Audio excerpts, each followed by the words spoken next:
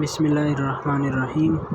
السلام علیکم respected teacher سر مزمل صاحب، مائی نیم از نقیب اللہ، میں رول نمبر 31 اینڈ سیشن 22-26۔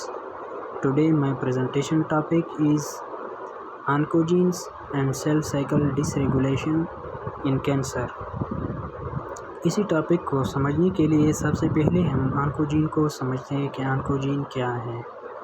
آنکوجین وہ جین ہے جو ٹیومر اور کینسر کاز کرتے ہیں۔ آنکوجین بنتے کیسے ہیں؟ آنکوجین نارمل جین یعنی پروٹو آنکوجین سے بنتے ہیں۔ جب پروٹو آنکوجین یا نارمل جین میں میوٹیشن آ جائے تو اس کو ہم پھر آنکوجین کہتے ہیں۔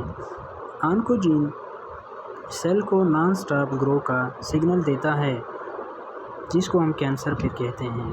کینسر جب سیل نارمل ریگولیٹری سگنل کو اگنور کر کے کنٹینیوسلی اور انکنٹرولیبلی ڈیوائڈ ہوتے ہیں تو اس کو ہم کینسر کہتے ہیں۔ اس کے بعد نیکسٹ جو کینسر میں رول ہے وہ ہے سیل سائیکل کا۔ سیل سائیکل ایک ٹریفک سگنل کی طرح کام کرتا ہے جو G1 S اور G2 فیز کو کنٹرول کرتا ہے۔ G1 فیز میں سیل سائز میں بڑھتے ہیں اور RNA اور پروٹین کو سینتھیسائز کرتے ہیں، اور G1 فیز میں سیل DNA ریپلیکیشن کے لیے اپنے آپ کو تیار کرتے ہیں۔ چیک پوائنٹ G1 فیز میں چیک پوائنٹ ہوتے ہیں۔ G1 has a checkpoint to ensure that whether the cell is prepared for the next stage۔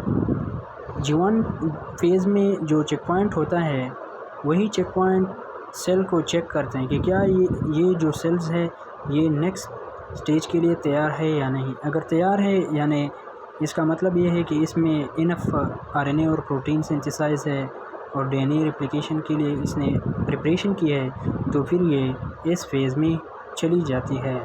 S phase in S phase replication of DNA occur.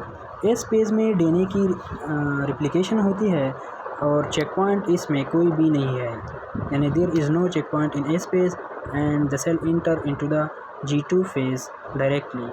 G2 phase in G2 phase the cell have acquired the enough size to grow۔ G2 phase میں sales size بڑھ جاتی ہے، جتنا اس کی size بڑھنے کی ضرورت ہوتی ہے اتنی ہی سائز وہ ایکوائر کرتی ہے۔ جتنے بھی پروٹین اور انزائم ریکوائر ہوتے ہیں وہ بھی سارے سنتھیسائز ہوتے ہیں۔ اس کے بعد G2 فیز میں بھی ایک چیک پوائنٹ ہے جس کو ہم G2 چیک پوائنٹ یا کنٹرول پوائنٹ کہتے ہیں۔ There is another checkpoint or control point. It checks if the DNA replication is complete and free from damage, then it allows the cell to enter into M phase, otherwise inhibit۔ G2 check point check کرتے ہیں کہ کیا یہ جو cell ہے اس کے DNA replication complete ہے یا DNA ریپلیکیشن میں تو کوئی ڈیمیج نہیں ہے۔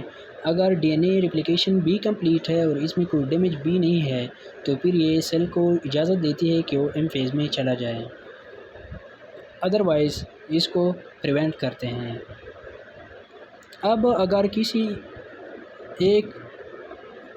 بھی چیک پوائنٹ میں میوٹیشن آ جائے تو اس کے رزلٹ میں پھر جو ہے نا کینسرز بن جاتے ہیں۔ میوٹیشن ان چیک پوائنٹس، اگر کسی بھی جو چیک پوائنٹ ہے اس میں میوٹیشن آ جائے تو پھر کیا ہوتا ہے؟ When the G1 and G2 checkpoint regulatory gene mutate, then the cell enter to the next phase and leaves the previous one without taking any permission۔